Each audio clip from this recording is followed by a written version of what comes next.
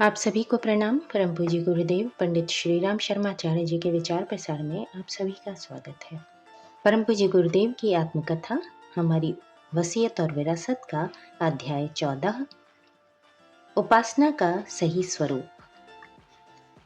भूल यही होती रही है कि जो पक्ष इनमें सबसे गौड़ है उसे पूजा पाठ की उपासना मान लिया गया और उतने पर ही आदि अंत कर लिया गया। पूजा का अर्थ है हाथों तथा वस्तुओं द्वारा की गई मनुहार, दिए गए छुटपुट उपचार, उपहार। पाठ का अर्थ है प्रशंसा परक ऐसे गुणगान जिसमें अत्युक्तियां ही भरी पड़ी हैं। समझा जाता है कि ईश्वर या देवता कोई बहुत छोटे स्तर के हैं। उन्हें प्रसाद, नैवेद्य, नारियल, इलायची जैसी वस्तुएं कभी मिलती नहीं। पाएंगे तो फूलकर कुप्पा हो जाएंगे। जागीरदारों की तरह प्रशंसा सुनकर चारणों को निहाल कर देने की उनकी आदत है। ऐसी मान्यता बनाने वाले देवताओं के स्तर एवं बड़प्पन के संबंध में सार्थक बेखबर होते हैं और बच्चों जैसे नासमझ समझते हैं, जिन्हें इन्हीं की खिलवाड़ी से फुसलाया बरगलाया जा सकता है। मनोकामना पूरी करने के लिए उन्हें लुभाया जा सकता है, भले ही वे उचित हों अथवा अनुचित, न्याय संगत हों या अन्यायपूर्ण। आम आदमी इसी भ्रांति का शिकार है। तथाकथित भक्तजनों में से कुछ संपदा पाने या सफलता मांगते हैं, कुछ स्वर्ग, मुक्ति और सिद्धि की फिराक में रहते हैं। कईयों पर ईश्वर दर्शन का भूत चढ़ा रहता है। माला घुमाने और अगरबत्ती जलाने वालों में से अधिकतर संख्या ऐसे ही लोगों की है। मोटे अर्थों में उपासना उतने तक सीमित समझी जाती है। जो इस विडंबना में से जितना अंश पूरा कर लेते हैं वे अपने को भक्तजन समझने का नखरा करते हैं और बदले में भगवान ने उनकी मनोकामनाओं की पूर्ति नहीं की तो 1000 गुना गालियां सुनाते हैं। कई इससे भी सस्ता नुस्खा ढूंढते हैं। वे प्रतिमाओं की, संतों की दर्शन झांकी करने भर से ही ये मानने लगते हैं कि इस एहसान के बदले ये लोग झक मारकर अपना मनोरथ पूरा करेंगे। बुद्धिहीन स्तर की कितनी ही मान्यताएं समाज में प्रचलित हैं। लोग उन पर विश्वास भी करते हैं और अपनाते भी हैं। उन्हीं में से एक ये भी है कि आत्मिक क्षेत्र की उपलब्धियों के लिए दर्शन, झांकी या पूजा पाठ जैसा नुस्खा अपना लेने भर से काम चल जाना चाहिए, पर वस्तुतः ऐसा है नहीं। यदि ऐसा होता तो मंदिरों वाली भीड़ और पूजा पाठ वाली मंडली अब तक कब की आसमान के तारे तोड़ लाने में सफल हो गई होती। समझा जाना चाहिए कि जो वस्तु जितनी महत्वपूर्ण है उसका मूल्य भी उतना ही अधिक होना चाहिए। प्रधानमंत्री के दरबार का सदस्य बनने के लिए पार्लियामेंट का चुनाव जीतना चाहिए। उपासना का अर्थ है पास बैठना। यह वैसा नहीं है जैसा कि रेलगाड़ी के मुसाफिर एक दूसरे पर चढ़ बैठते हैं, वरन वैसा है जैसा कि दो घनिष्ठ मित्रों को दो शरीर एक प्राण होकर रहना पड़ता है। सही समीपता ऐसे ही गंभीर अर्थों में ली जानी चाहिए। समझा जाना चाहिए कि इसमें किसी को किसी के लिए समर्पण करना होगा। चाहे तो भगवान अपने नियम विधान, मर्यादा और अनुशासन छोड़कर किसी भजनानंदी के पीछे पीछे नाक में नकेल डालकर फिरे और जो कुछ भला बुरा वो निर्देश करे उसकी पूर्ति करता रहे। अन्यथा दूसरा उपाय यही है कि भक्त को अपना जीवन भगवान की मर्जी के अनुरूप बनाने के लिए आत्मसमर्पण करना होगा।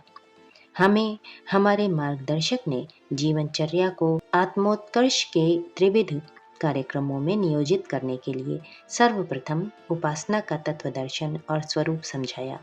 कहा, भगवान तुम्हारी मर्जी पर नहीं नाचेगा, तुम्हें ही भगवान का भक्त बनना और उसके संकेतों पर चलना पड़ेगा। ऐसा कर सकोगे तो तद्रूप होने का लाभ प्राप्त करेंगे। उदाहरण देते हुए उनने समझाया कि ईंधन की हस्ती 2 कौड़ी की होती है, पर जब वो अग्नि के साथ जुड़ जाता है तो उसमें सारे गुण अग्नि के आ जाते हैं। आग ईंधन नहीं बनती, ईंधन को आग बनना पड़ता है। नाला नदी में मिलकर वैसा ही पवित्र और महान बन जाता है, पर ऐसा नहीं होता कि नदी उलटकर नाले में मिले और वैसी ही गंदी बन जाए। पारस को छूकर लोहा सोना होता है, लोहा पारस नहीं बनता। किसी भक्त की यह आशा कि भगवान उसके इशारे पर नाचने के लिए सहमत हो जाएगा, आत्म प्रवंचना भर है।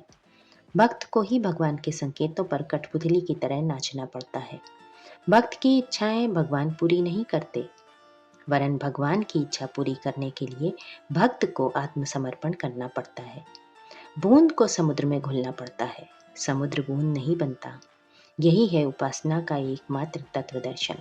जो भगवान के समीप बैठना चाहे वह उसी का निर्देशन अनुशासन स्वीकार करे, उसी का अनुयायी सहयोगी बने। हमें ऐसा ही करना पड़ा है। भगवान की उपासना, गायत्री माता का जप और सविता पिता का ध्यान करते रहे। भावना एक ही रखी है कि श्रवण कुमार की तरह आप दोनों को तीर्थ यात्रा कराने के आदर्श का परिपालन करेंगे।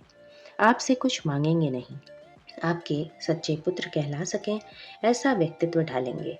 आपकी निकृष्ट संतान जैसी बदनामी न होने देंगे। ध्यान की सुविधा के लिए गायत्री को माता और सविता को पिता माना तो सही, पर साथ ही यह भी अनुभव किया कि वे सर्वव्यापक और सूक्ष्म हैं। इसी मान्यता के कारण उनको अपने रोम रोम में और अपना उनकी हर तरंग में घुल सकना संभव हो सका। मिलन का आनंद इससे कम में आता ही नहीं। यदि उन्हें व्यक्ति विशेष माना होता तो दोनों के मध्य अंतर बना ही रहता और घुलकर आत्मसात होने की अनुभूति होने में बाधा ही बनी रहती।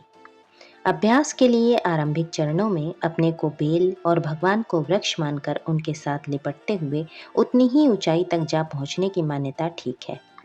इसी प्रकार अपने को वंशी और भगवान को वादक मानकर उनके द्वारा अनुशासित अनुप्राणित किए जाने का ध्यान भी सुविधाजनक पड़ता है। बच्चे के हाथ में डोरी और उसके इशारे पर पतंग के आकाश में उड़ जाने का ध्यान भी उत्साहवर्धक है। ये तीनों ही ध्यान हमने समय समय पर किए हैं और उनसे उत्साहवर्धक अनुभूतियां प्राप्त की हैं, पर सबसे सुखद और प्राणवान अनुभूति एकाकार अनुभव में हुई है। पतंगे का दीपक पर आत्मसमर्पण करना, पत्नी का पति के हाथों अपना शरीर, मन और धन वैभव सौंप देना भक्त को भगवान के साथ तादाद में मिलाने की इच्छा अनुभव है। उपासना काल में इन्हीं कृत्यों को अपनाते हुए जप और ध्यान की प्रक्रिया पूरी करते रहा गया है। हमारी उपासना क्रिया प्रधान नहीं, श्रद्धा प्रधान रही है। निर्धारित जप संख्या को पूरा करने का अनुशासन कठोरता पूर्वक पाला गया है। प्रातः 1 बजे उठ बैठने और निर्धारित संकल्प को पूरा करने में कभी कदाचित ही आपत्तिकाल में भूल हुई हो। जो कमी पड़ी है उसकी अगले दिनों पूर्ति कर ली गई है, उपेक्षा में नहीं डाला गया। इतने पर भी इस अवधि में भावनाओं से ओतप्रोत रहने की मनः स्थिति बनाए रहने का अभ्यास किया गया है और वो सफल भी होता रहा है। समर्पण, एकता, एकात्मता, अद्वैत की भावनाओं का अभ्यास आरंभ में कल्पना के रूप में किया गया था, पीछे वो मान्यता बन गई और अंत में अनुभूति प्रतीत होने लगी। गायत्री माता की सत्ता कारण शरीर में श्रद्धा, सूक्ष्म शरीर में प्रज्ञा और स्थूल शरीर में निष्ठा बनकर प्रकट होने लगी। ये मात्र कल्पना ही तो नहीं है, इसके लिए बार बार कठोर आत्म परीक्षण किया जाता रहा है। देखा कि आदर्श जीवन के प्रति, समष्टि के प्रति श्रद्धा बढ़ रही है या नहीं। इनके लिए प्रलोभनों और दबावों से इनकार कर सकने की स्थिति है या नहीं। समय समय पर घटनाओं के साथ जोड़कर भी परख की गई और पाया गया कि भावना परिपक्व हो गई है। उसने अपना स्वास्थ्य, साधना, श्रद्धा का वैसा ही बना लिया है जैसा कि ऋषिकल्प साधक बनाया करते थे। गायत्री माता मात्र स्त्री शक्ति के रूप में छवि दिखाती हैं, अब प्रज्ञा बनकर विचार संस्थान पर आच्छादित हो चली। इसका जितना बन पड़ा विश्लेषण किया जाता रहा। अनेक प्रसंगों पर हमने परखा भी है कि समझदारी, जिम्मेदारी, बहादुरी के रूप में प्रज्ञा का समन्वय आत्मचेतना की गहराई तक हुआ या नहीं। यदि पक्षपात की चूक न हुई हो तो प्रतीत होता रहा है कि भाव चेतना में प्रज्ञा के रूप में गायत्री माता का अवतरण हुआ है और उनकी उपासना, ध्यान, धारणा फलवती हो चली है। मान्यता का गुण, कर्म, स्वभाव में परिवर्तन होना, यही तो उपासनात्मक धारणा की परख है। त्रिपदा गायत्री का तीसरा स्वरूप है निष्ठा।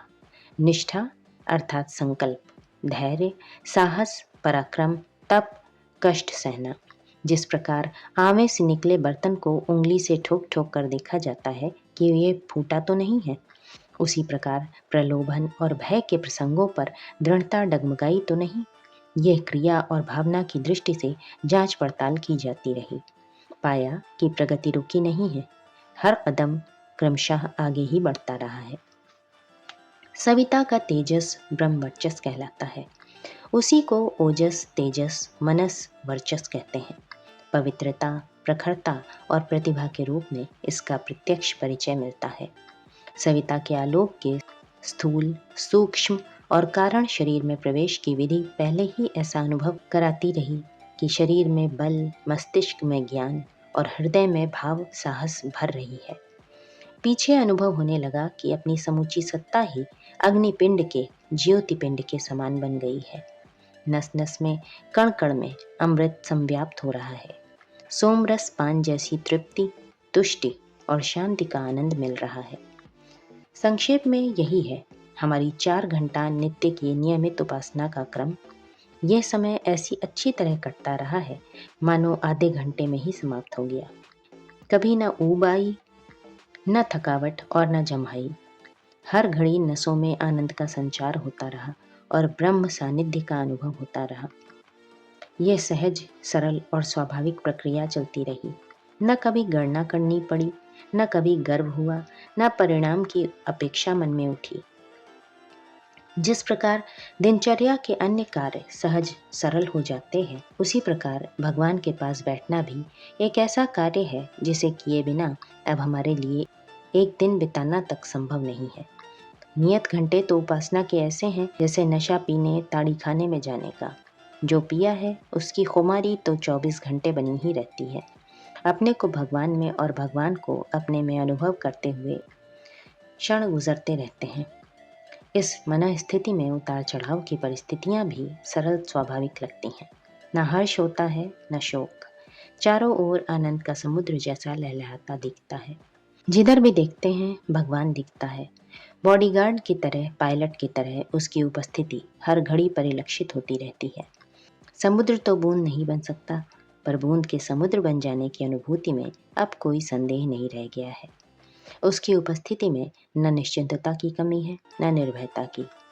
आत्मा को परमात्मा से मिला देने वाली जिस श्रद्धा को लंबे जीवन काल में संजोया गया है, वो अब साक्षात भगवती की तरह अपनी उपस्थिति और अनुभूति का परिचय देती रहती हैं। इसी के साथ यह अध्याय यहीं समाप्त होता है। हमारी वसीयत और विरासत, पृष्ठ संख्या 84 से 89। आप सभी को अपना बहुमूल्य समय देने के लिए हृदय से आभार एवं अनगिनत धन्यवाद। सादर प्रणाम।